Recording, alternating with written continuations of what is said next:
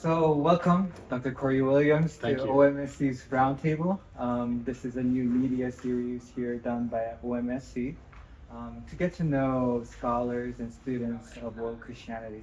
And thank you so much for taking the time today to talk with me, to meet with me. Thanks for the invitation. It's great to thank be you. here with you. So that our audience can get to know you, would you like to briefly introduce about you, where you got your academic training, that is, where you did your PhD, and what institution you are currently at? Sure. Yeah, so I guess I'll start with my training very briefly. I actually started off at Ozark Christian College, where I did a bachelor in biblical studies and Greek.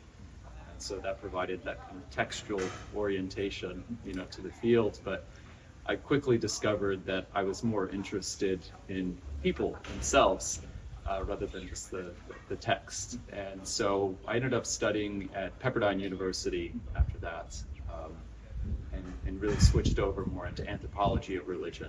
So I was in the study of religion department there and studied with my supervisor was Dyron Doherty, who I'm sure many have heard of in the field of world Christianity.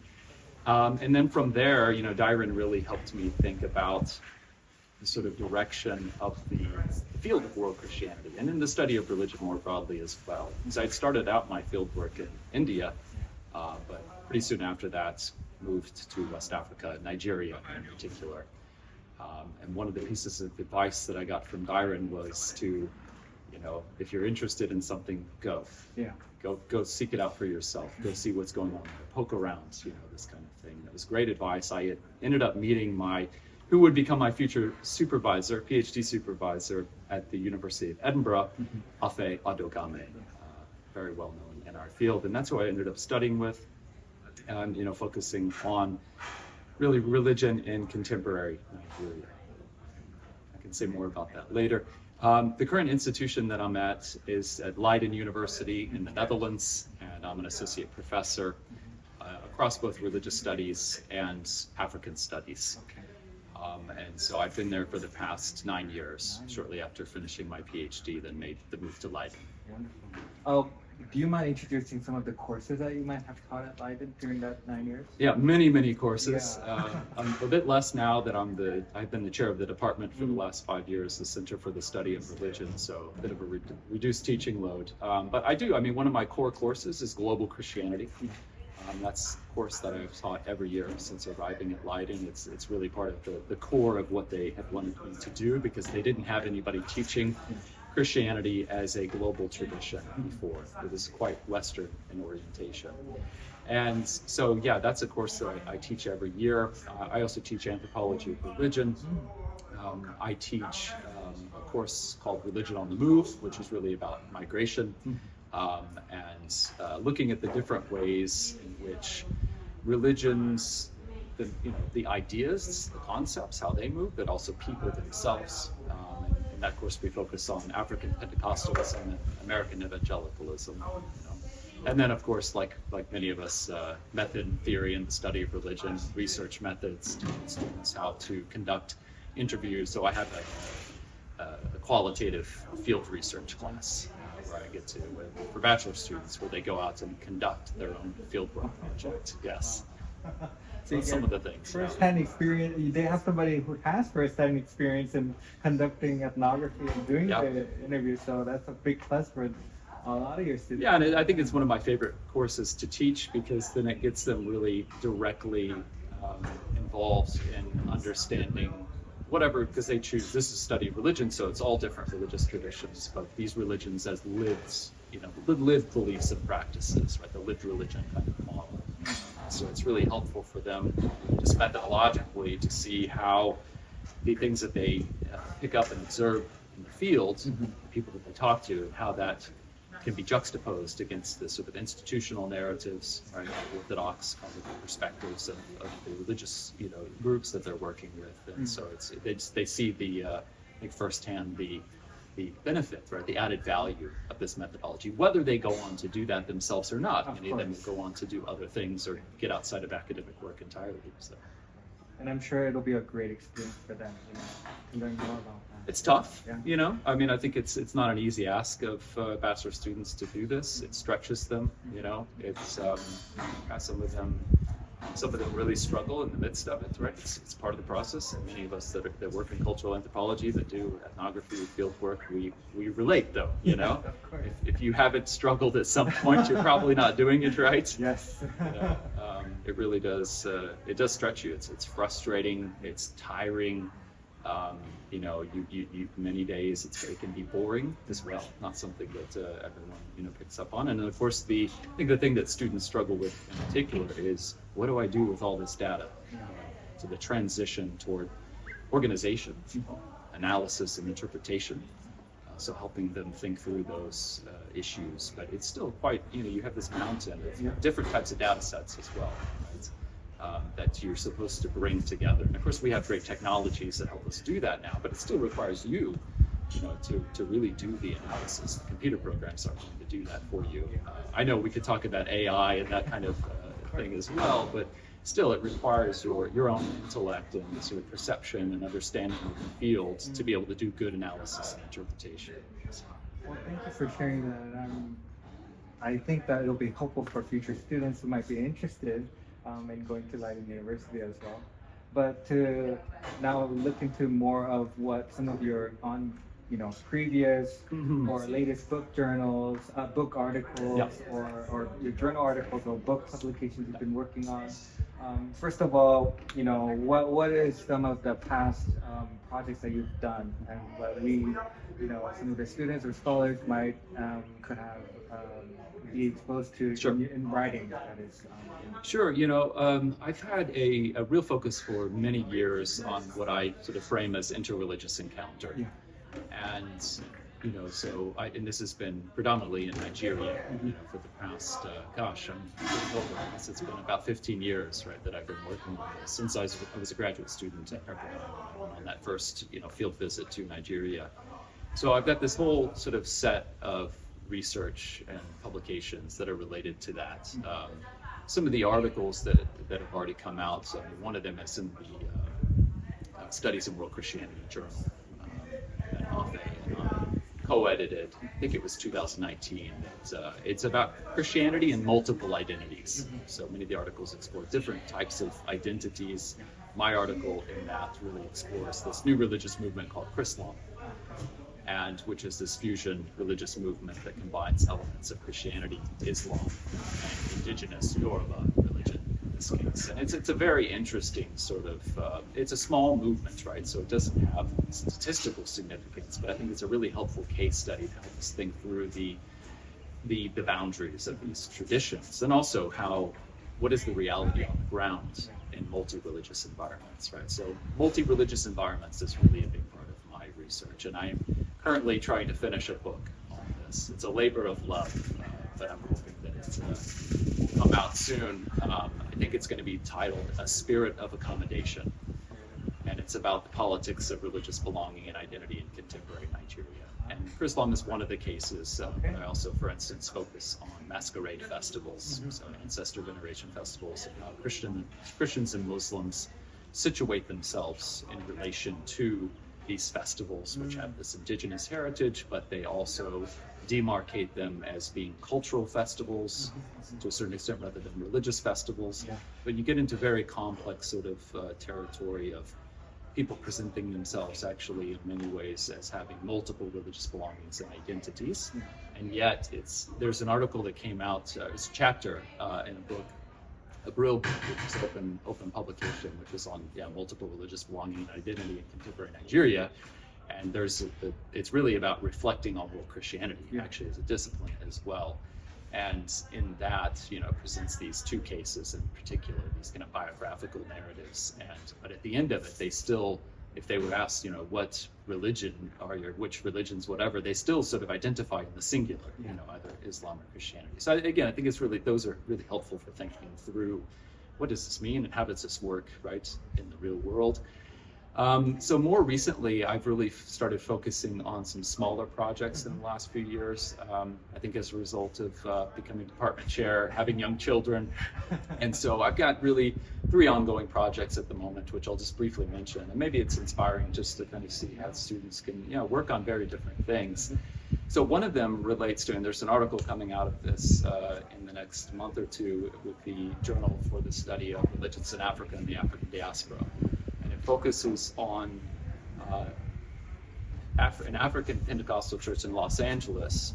And the fieldwork that I did with this group was when the Me Too movement was going on and the related Church Too movement. And so this is really about the gendered structures of authority, leadership, and the type of mission style that many of these churches have, which is really their high expectations for self-sufficiency.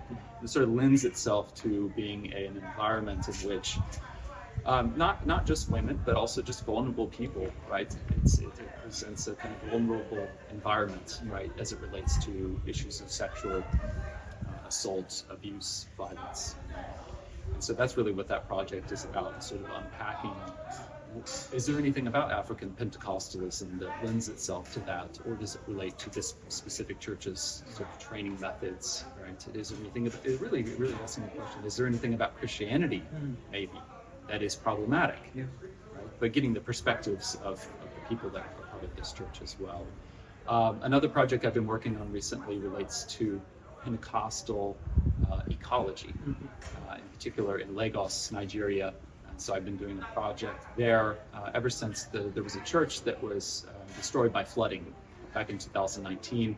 And they started rethinking their eco-theology, I guess is the term that academics would often use. They're not using that term, Yeah. right? Most of them, right?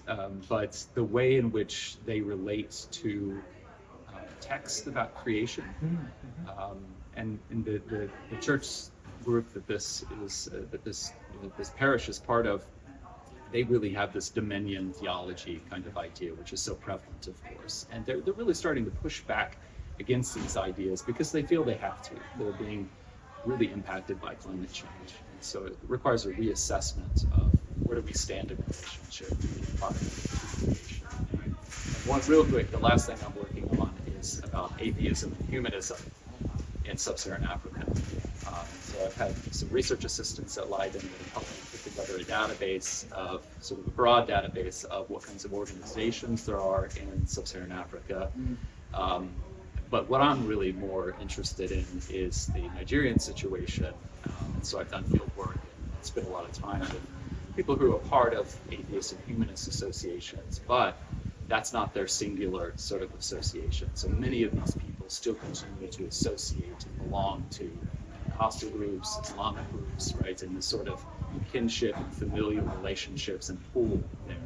But I think that what that really gets into is questions about modernity, about what does it mean to be non-religious in an African context, and how that might look different compared to the West. And so you end up with these very complicated religious belongings and identities, right? Which is, again, is a huge feature of my work, and just the kinds of questions that I continue to explore. So. Thank you for sharing that, and I'm sure our viewers and listeners can search you online as well. If you go to my profile, most of this is available, actually open access, or there's a preprint version, linked to my profile, so quite easy to get access to. And we look forward to your published works, and especially your upcoming book as well. Yeah, indeed. Sometimes things take longer than you want, right? But at the same time, I think it's going to be a better book than it would have been, even 2 or 3 years ago. So, look forward to being able to release it. Okay, great. Now, I want to transition to the last part of our conversation today, which is regarding our field. Something about where are we going, what are we missing, what needs to be discussed a little bit more within our field, kind of envisioning the trajectory of our field, kind of thinking about the future. I was wondering if you could share some of your thoughts as your work has been so important and so relevant within this field of world Christianity. Where do you think, what needs to be discussed more? One issue that I see that I'm quite attentive to relates to our methodological training. I found it to be slightly concerning that you see there is such the idea behind it is completely fine. So this idea of being multidisciplinary, of course, sort of bringing in the tools necessary, depending on the questions that you're asking, right, to not limit ourselves. That's good intuition, right? But I do wonder sometimes about the training that we're undergoing to be this way. And so one example would be the kind of ethnographic term that you see in world Christianity, theological ethnography and this kind of thing. And it's not that I'm just seeing it. I mean, I have a number of students, many of them Africans, PhD students at Leiden and in the Netherlands, that they want to do this, but they really need the training to do it well. Rather than just dabbling in these things, I would really encourage us as a field to really become masters of these things, to really do them well, and to be able to be taken seriously across other disciplines. This is very difficult to do, but what it means is, rather than just using ethnography, for instance, as a data collection method, to actually understand the field, the history, and problems associated with it. I mean, I think sometimes we think of these things as sort of solutions, just simple sort of solutions, but they also have their problems as well. But if you aren't read into the field very well, you're really missing that, and you won't be taken seriously by anthropologists, for instance. And I think that's legitimate. I think we need to be doing a better job, for instance, during the PhD training, to really spend time on your methodological training, and to really make sure that you have you're developing a capacity in these areas to really use these approaches well. So that's one thing that I think about. And of course, this can be difficult when it comes to time. Multidisciplinary work is time consuming, but I think you'll be better off for it in the long run. I think once you do this, once you start mastering multiple methodologies as well, it's easier to pivot when you do it again. It's like learning languages as well. It's the same sort of thing. It's easier to pick it up. You kind of have a sense for what is necessary, right? So that's definitely one thing. I think another thing that I would recommend, and I do this in that article, Multiple Religious Belonging and Identity in the Brill chapter. One of the things I recommend is rethinking our orientation to the institutions within world Christianity as sort of the primary means of entry into studying Christianity. Also could be true for other religions as well. But one of the things that Birgit Meyer, for instance, at Utrecht University, and Marloes Janssen have recommended. They have a really good article in the journal Africa from several years ago, advocating for the study of social fields, religious fields. And so going in, instead of sort of just saying, this is what I'm studying, and usually through an institutional kind of entry point, more grassroots, and a more holistic understanding of the environment that you're researching. And of course, not every scholar of world Christianity needs to do this, but I think there would be a huge benefit of going in and being open to studying the field itself, as opposed to sort of a framing of the field in a certain way that may not be appropriate, especially in multi-religious contexts. I think this is especially appropriate. And it relates to another kind of idea of mine that I know some others agree with, maybe not all, but that the study of world Christianity is not just a study of Christianity. Right? So the dialectic, right, the discourse between traditions is incredibly important. And I think approaching more people who really have, this kind of relates to the methodology, that really have the methodological, linguistic skills, whatever it might be, to come in and really understand the context well, and not just from one perspective, if that makes sense. So these are a few things that I think about in terms of the field. And I mean, of course, we've been at a conference here in Ghana on gender, women in world Christianity. Obviously, there are many areas that don't receive enough attention. Work like Gina Zerlo's latest book, takes us in the right direction. And but there's a lot of sort of topics and themes, of course, that still need to be continued, right, and picked up on and explored further. But those are a few ideas. Oh, thank you for sharing those, and I totally agree, especially your first point on methodology. I think in order for our field to be strongly rooted, I guess, in the sense that we can expand further, the methodology needs to grow. The methodology needs to be talked about more and discussed as well. So thank you for sharing your thoughts on some of your some of the future that you envision for our field. And um, as a professor now, after doing the long PhD journey, now teaching for 9 years, I was wondering if you can say something to our students, future PhD students, students who might be interested in researching in world Christianity. Any tips, advice for them um, during this time? Mhm. Yeah, I mean, I think gosh, well, one of the things I'll say that, Dyron's advice to me back at Pepperdine, I think Afe continued this for me, was the advice was essentially say yes to everything. I mean, really just be open, Yeah. But I think that also be thinking about really developing yourself broadly across different domains of the skill set, right, that you need to become, an academic. And so, yes, I mean, there's a certain point in which you may not need to organize that fifth competence. If you're thinking about the job market, for instance, you may not need to do that seventh book review or whatever, right? I mean, these are big numbers, I guess, but this kind of sense of, do think about the kind of way in which your portfolio, your body of work, your CV, it becomes, oversaturated. I think is the word I'm thinking of. And I even think about that even now, even as a full-time, tenured academic, that I've had a supervisor that helps me think through these things. What do I need to be investing in? What do I need to be pulling back from? So it's not just as simple as saying yes to everything. But initially, that's not bad advice. The downside of that is that if you transition quickly to another position where you've said yes to so many things, then you end up spending years, trying to address that back catalog of commitments that you've made.